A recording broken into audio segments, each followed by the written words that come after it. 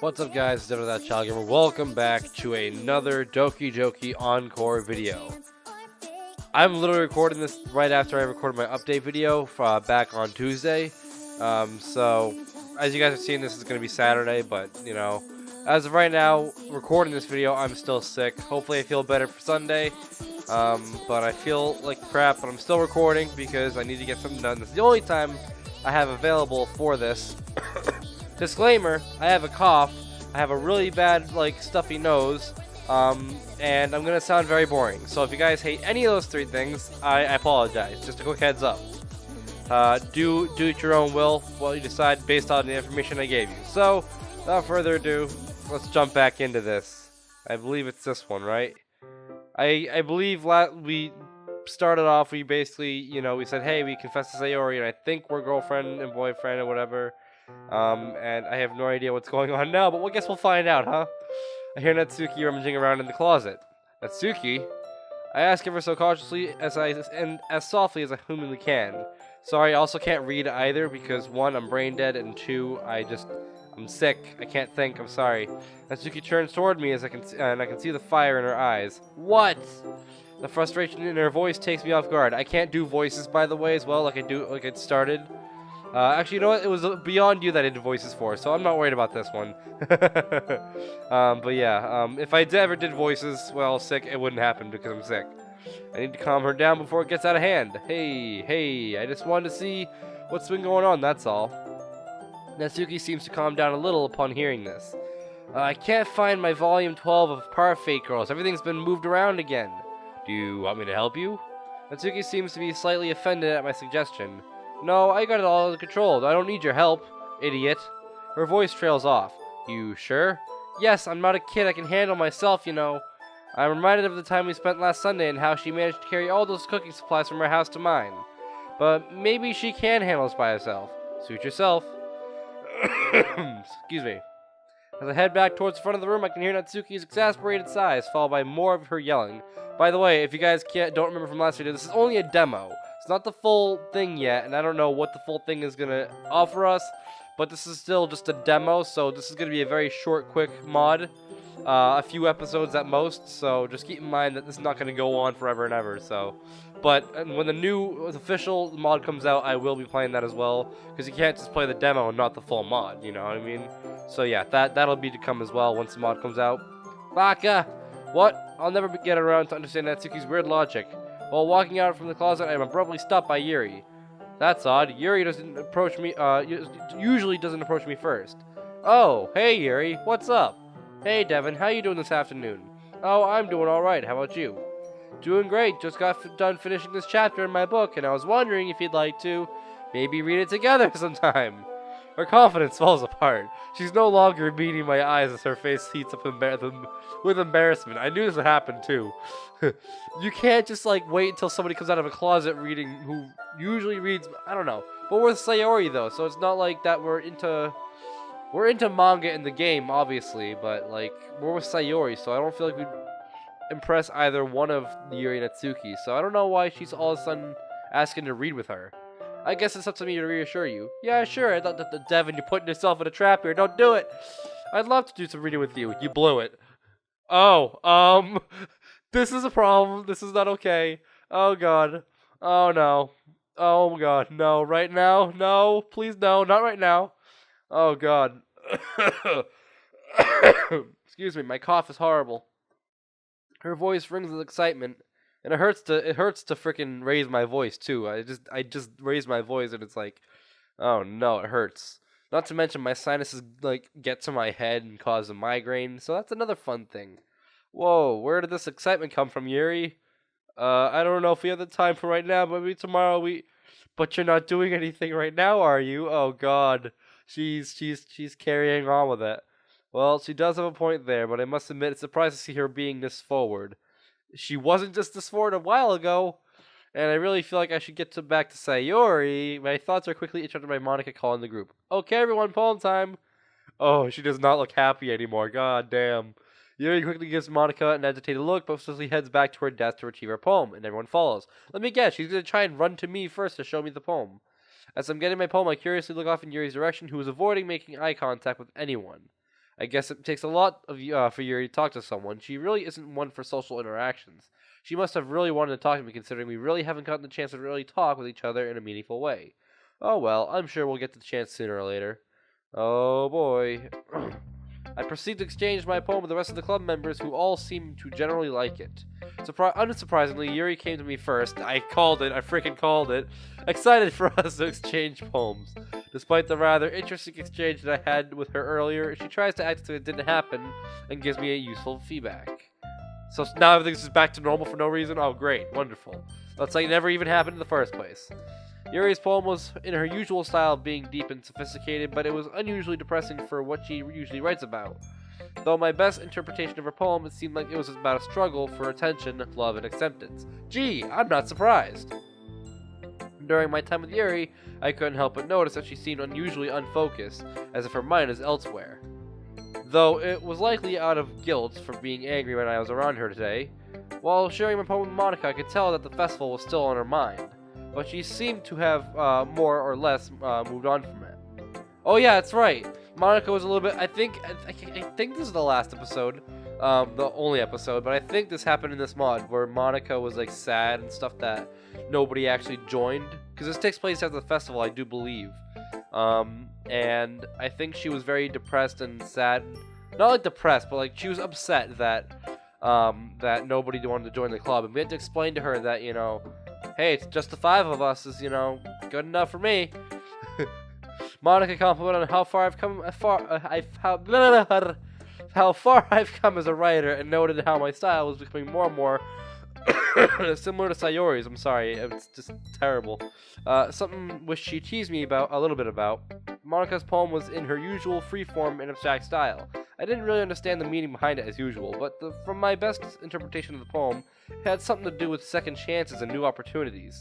Monica and I then got into a bit of a philosophical discussion about how we should never give up and always take opportunities when they present themselves. It was relatively inspiring, actually. Natsuki actually approached me first this time, seemingly genuinely excited for us to exchange poems. She, of course, gave me some advice as usual, but it came off more of her just complimenting my work. But Natsuki really struggled to make eye contact with me, either out of jealousy that I didn't spend time with her today, or the fact that Sunday was still on her mind. I have to tell her about me and Sayori sooner or later, but there's no telling how she'll take it, or how she'll take it out on me. But I think that I got at least some insight to what she's going through right now. Natsuki's poem was in her trademark style of being short, sweet, and to the point. It was about someone finding happiness by spending time with the person they love the most, but was unsure that if the person liked them back and how she was getting a lot of mixed signals. Sayori's poem was actually rather romantic, something that I wasn't used to seeing her write about. It was about how a girl who finally found someone who's able to make her feel something other than loneliness and depression. I was able to quickly pick up that the poem was about us, and I was blushing the entire time I was reading it. Sayori said she loved my poem as well, which only made me more flustered. Our talk of poems quickly shifts into about our school day and what homework we have. I almost get lost in her eyes several times when she's going on about her day. If things can always be like this, I could die happy. Okay everyone, I think we'll end up today's meeting on a high note. Club meeting tomorrow, same place, same time. Awesome, I've missed our meetings so much. It's definitely nice to fall back into our routine. We begin cleaning the room, all while discussing ideas for what we can do at tomorrow's meeting. After I finish packing my things, I feel a tap on my shoulder. Hey Devin, ready to walk home? Yep, let's go! Sayori and I say goodbye to the others as we exit the club room and begin our walk home. Wonderful. Ooh, new music that I haven't heard of before. During the walk home, I see Sayori clutching glances at me every few minutes or so. I guess she wants to tell me something. Since we're almost home, I figured I'd better ask her now. Sayori? Huh? What is it, Evan? You have something on your mind? Well, I was just wondering if you wanted to hang out today. If you're free. Yeah, I'd love to spend more time with you. Yay! She beams, full of excitement and joy. That's the Sayori I grew up with. It's definitely a relief to see her in better spirits, considering how she was earlier. Maybe me being around her had something to do with her mood? Well, whatever it is, I'm just glad to see that she's doing better. I smile to myself as I take Sayori's hand and continue the rest of the way in relative silence. My nose won't stop itching. After a few minutes, we arrive at our houses. I'll meet you over at your house, Devin. I need to take a quick stop at my place. Alright, I'll see you in a bit. We slowly embrace each other, but we quickly let go of each other as Sayori enters her house, and I walk further down the street back up to mine. Ooh, this is a new picture. I've seen it before, obviously. It's in other mods and stuff, but it's just funny that I haven't seen this one in a while because I don't think I've seen... It's funny, I don't remember seeing this any other mod recently that I played anyway. After dropping off all my school stuff and changing out of my uniform, I head downstairs to wait for Sayori. Not long after I sit down, I hear a knock at my door. Come in! Sayori enters my house and goes to meet me in the living room. Seeing her in my house again reminds me of all the times she'd come over there to hang out with me after school when we were younger. Though I'm just glad to be spending more time with her. Hey Devin. Hey Sayori. I motioned for her to join me on the couch. Sayori walks over and joins me, almost immediately resting her head on my shoulder. Instinctively, I wrap my arm around her. The smell of cinnamon emanating from her hair is very apparent. I can't help but sniff a little. Jeez, you're a little cinnamon bun, aren't you? Sayori giggles and blushes at my compliment. You're so good to me, Devin, you know that? I try. It's what I promised after all, remember? Huh? I promised you that I'd be by your side, that I care for you no matter what you're feeling. And well, I guess I'm doing just what I think is right. Sayori wraps her arms around me, burying her face into my chest. You really... Oh boy, here we go. It's gonna be one of those sad, or one of those, like, those romantic kind of sobby moments. You really do care about me, don't you, Devin? Of course I do. I'll do anything to make sure you're happy. I can feel her trembling. Oh boy. Do I really deserve any of this? Oh, she's back to normal. That's not okay. We don't want her to feel this way. We want her to be happy. Happy, happy, Sayori, happy. Come on. Deserve what? What do you mean? Your affection. Your care for me. Sayori, of course you do. You're the best thing that's ever happened to me. Just seeing your smile and being with you is the highlight of my day. I feel Sayori's tears soaking into my shirt. Devin, look. You don't need to strain yourself, Sayori. I know what you mean. Sayori holds me tighter. After some time passes, Sayori releases her grip on me. So, got anything planned for us today? Not really. Want to see what's on TV? Sounds good to me. Turn it on the TV. We spent many hours flipping through the channels, watching various game shows, anime, sitcoms, and whatever is passable enough to be on TV nowadays. Eventually, the sun begins to set. Well, I guess that's my cue to head out.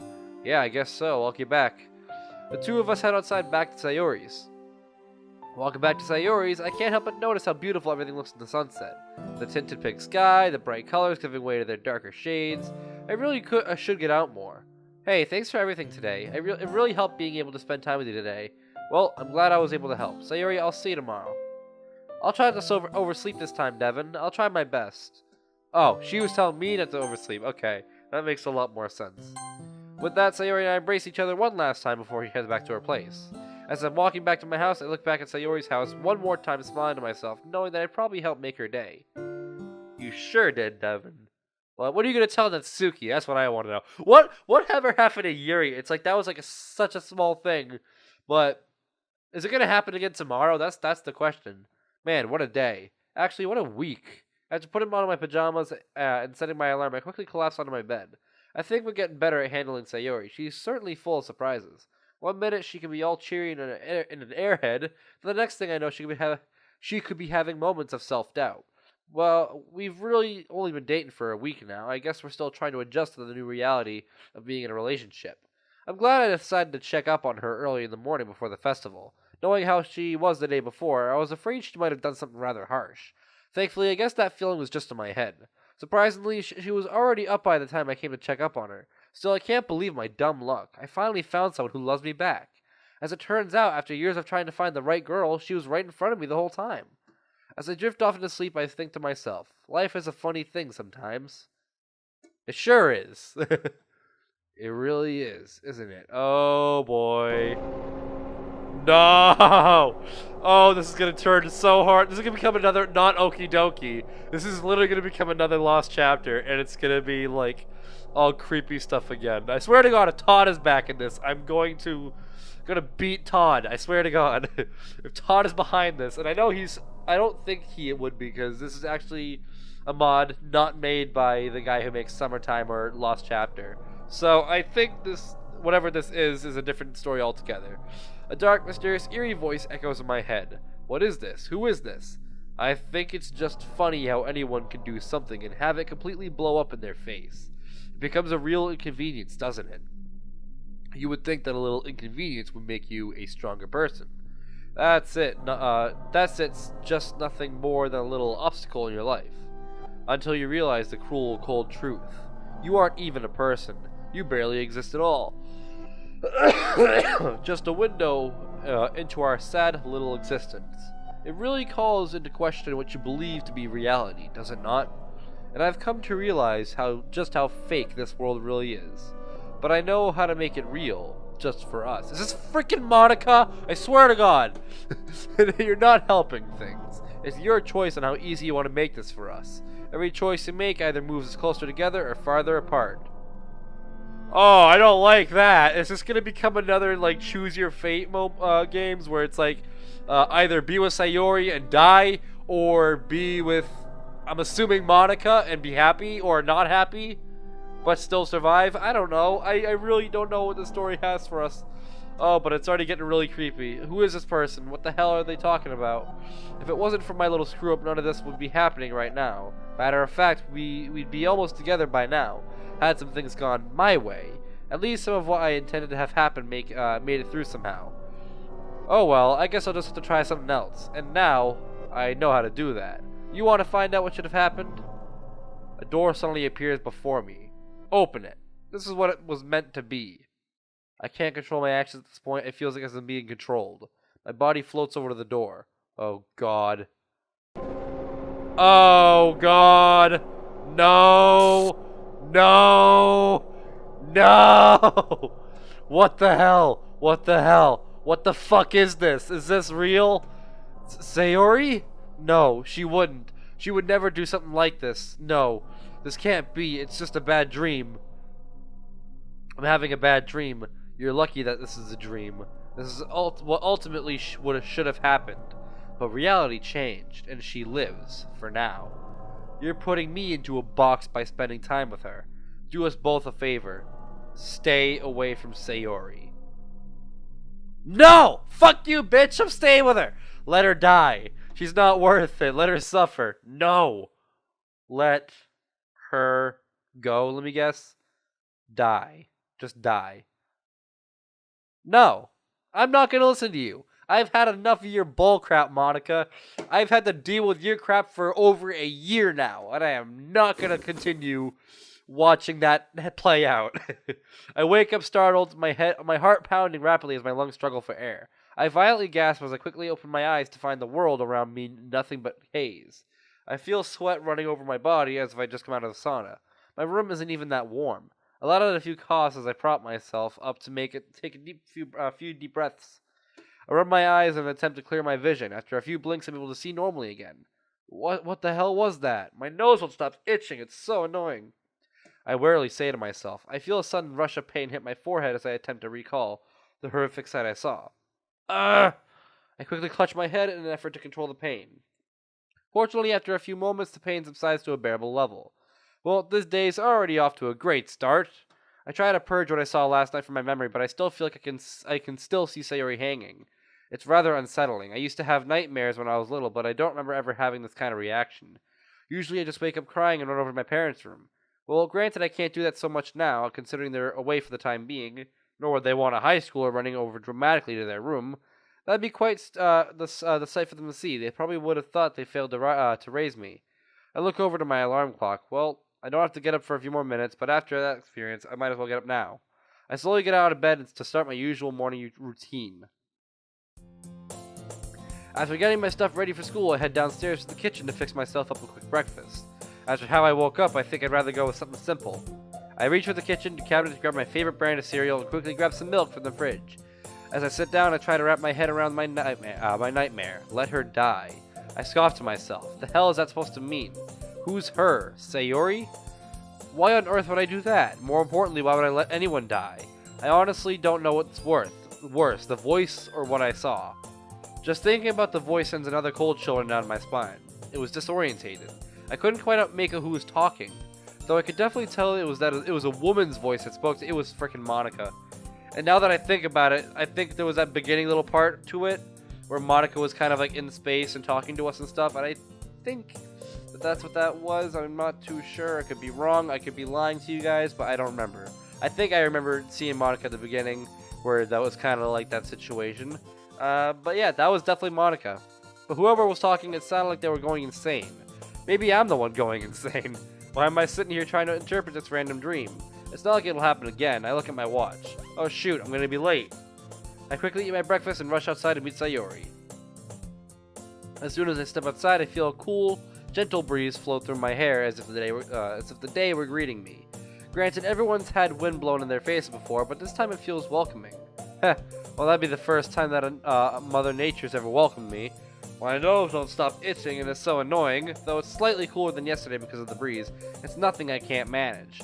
I just hope that I can get my mind off of the lingering effects of that dream as soon as possible. As if the world was listening to my prayers, out of the corner of my eye I see Sayori coming towards me. Hey, oh no! No, you can't do that to me! This can't become another Doki Doki, because if it is, I'm going to be sad. Oh, that's not fun. I don't like that. Sayori suddenly pulls me into a tight embrace. I blink a few times to make sure what I just saw wasn't real. Ah, Sayori. Hug attack. Sayori squeezes me tightly. Under normal circumstances, I'd be groaning and telling Sayori to let go. Not because I don't like her hugs, but because she usually does it when I'm not in the mood, especially in the morning. But after what I experienced last night and just now, I do my best to brush it off and reciprocate with a hug of my own. Sayori quickly realizes my reciprocation. Devin, you're actually hugging me back? This early on a Tuesday? When I'm given the world's famous hug attack? Well, I didn't know that they were world famous, but... Imposter! Sayori quickly breaks free of our embrace. Oh, come on. The one time I actually hug you back during one of your hug attacks, and you think I'm a completely different person. Just gotta make sure you're still you, Devin. We're gonna play this game now. We're gonna play this game now, too? Yes. I let out a groan. Alright, what's the question? What was my favorite thing about... And my phone rings again. Wonderful. I don't even know if you guys can hear that, but it rings every single time I try to record a video. What was my favorite thing about the festival this year? The food. And I answered jokingly, Meanie, you know the real answer. I let out a small chuckle, being able to spend it with me. Yep. So what's my prize? Usually if I answer one of Sayori's questions correctly, she'd give me a little prize. We've been doing this game ever since elementary school. I thought it would have gotten old by now, but apparently not all Sayori got past the 5th grade. Well, what? Come on, you know the rules. I got it right, so you have to give me something. Now I sound like I'm a 5th grader. Thanks, Sayori. Sayori suddenly walks up to me. Close your eyes. Oh, God. Oh, boy. We're gonna kiss Sayori, I'm pretty sure. And if we don't, that's like, this is the perfect time for it. I mean, obviously it's in the morning, which is not an ideal time normally, but in the situation you're in, that's a perfect time for it. Close your eyes. What? Why? Pretty please? Alright, fine. I comply with Sayori's strange request. No peeking. Why would I? And there it is. What? Come on, Devin, we're gonna be late to school. She starts skipping down the sidewalk as if nothing bad happened. For a moment, I'm left star-stuck and dazed. That was the first time a girl other than my own mother had kissed me on the cheek. Oh, so it was a cheek kiss. Wait a minute. I come to the sudden realization that Sayori had set all of us up. Not bad, Sayori. But we both know who's really better. Hey, wait, Sayori, get back here! I start running after Sayori. Sayori seems to be blissfully unaware that I am barreling down the sidewalk to catch up to her. Sayori! Sayori turns around to see me. I'm gonna get you back for that! You have to catch me first! This is literally like 5th grade. You know that I usually do. You forgot who's the master attack again, didn't you? Wait. Someone's gonna get me! You can't run! I call it playfully. Oh, wonderful.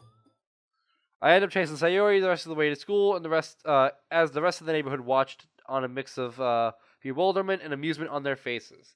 But I didn't care. I'm just glad that I'm still able to be like my younger self sometimes around Sayori. She never really fails to bring that side out of me when she wants to. Unsurprisingly, she ran all the way to school. We ended up arriving to school relatively early. To help pass the time, Sayori and I walked up and down the fairly empty hallways, though it was just mostly us trying to recover from earlier. I'm still silently processing the fact that Sayori somehow managed to pull all this off. Sometimes I still forget that behind Sayori's sweet innocent act is someone who truly capable of being sneaky and making it work when she wants to. It's good to see that part of her hasn't changed. I'll have to keep my eye on her, not that I should have any problem with doing that anyway. I have to admit, Devin, you're still the fastest guy I know. Aw, jeez. I'm nowhere as fast as I used to be.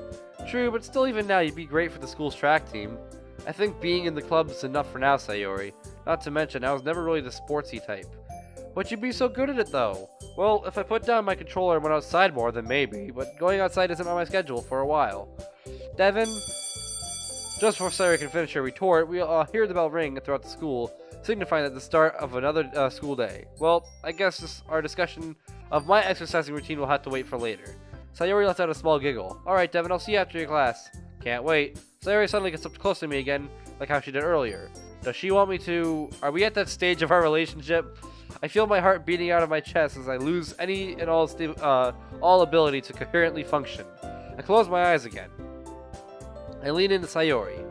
Oh wow, are you guys a thing? Is this Natsuki? I open my eyes. I see a guy. Oh, it's a guy, okay. I see a guy walking past us down the hallway. Oh great, it's Keith. Ooh, Keith. Do I recognize a Keith? I gotta think. No, I don't recognize a Keith. Maybe I do, maybe I don't. I have no idea. Maybe from the first episode that I can't remember from that far back? I don't know. But Keith sounds familiar, but doesn't... The story with him doesn't. Sayori backs off and tries to act as if nothing was happening. Hey, screw off, Keith. Aren't you still trying to make up that mixtape? That one with your crappy Nightcore remixes? I see the look on Keith's face completely drained. Come on, Devin. Nightcore is real music. We both know that. If Nightcore is real music, then our generation is screwed. Keith gives me a bewildered look, but doesn't tease further, clearly trying to give us some space as he walks further down the hall and turns a corner. Ah, Keith. Interesting guy. I turn back to Sayori, who has a rather disappointed look on her face. I guess we do need to be a little more careful about where and when we do these things, huh? Come on, Devin. What? What do you have against Keith? Nothing. We just have different tastes in music, that's all. He handled the music at the festival last year when we were first years. His remixes were so bad, I ended up going home early because I couldn't stand it. Aside from his quirks and occasional moments of cringe, he really isn't that bad of a guy. My nose will stop itching. We just have that sort of relationship, Sayori, kind of like how we have ours. I see. Well, I'll see you later, Devin. Laters. Sayori and I briefly embrace each other before scurrying off to our classes. Okay, I think we're going to leave it there. It's a little bit under 30 minutes. I apologize for that, but as of right now, I'm just not doing that great. Obviously, I forced myself to be energetic, and I'm just getting really, really tired, and I'm very sore. I'm very, my head hurts, and, you know, all that fun stuff. So, basically, I think I'm going to leave it here. I apologize for the really boring moments where I was not that energetic. I'm really trying just to save myself from getting even more sick than I need to be. But this mod is actually really freaking amazing, and I'm loving where this is going already. But there is a time where I have to stop for the video for the day. But yeah. So guys, thank you so much for watching this video. If you liked it, smash that like button, subscribe if you're new. I'd love it as a channel. Guys, I've got a Discord. Come check me out aside of YouTube. It's gonna be a fun time for all. I hope you guys enjoy this video as much as I did making it. Hope to see you guys in my next one. Goodbye.